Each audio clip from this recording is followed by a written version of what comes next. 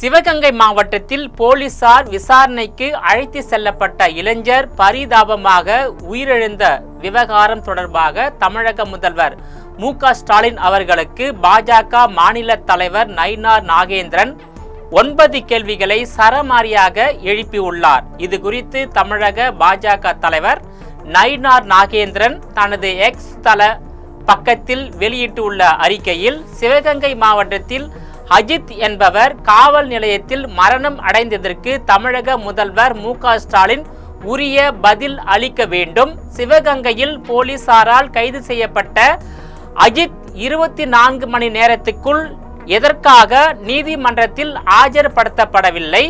பல்வேறு இடங்களில் அஜித்தை அடித்து துன்புறுத்திய போலீசார் மடப்புரம் கோயில் அலுவலகத்தின் பின்னால் கொண்டு சென்று அவரை தாக்கியதாக அஜித்தின் சகோதரர் நவீன் தெளிவாக கூறியுள்ளார். இந்து சமய அறநிலையத்துறை கட்டுப்பாட்டில் இருக்கும் ஒரு கோயிலில் இருந்து விசாரணைக்காக முறையாக கைது செய்யப்படாத ஒரு இளைஞரை போலீசார் அழைத்து செல்ல அனுமதி வழங்கியது யார் என தெரிவிக்க வேண்டும் என்றும் கேள்வி எழுப்பி உள்ளார்.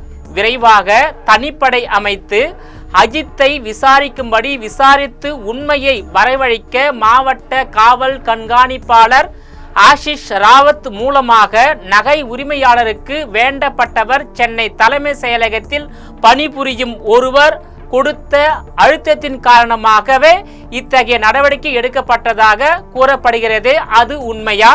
ஒருவேளை அது உண்மையெனில் யார் அவர் மீது என்ன நடவடிக்கை எடுக்கப்பட்டது?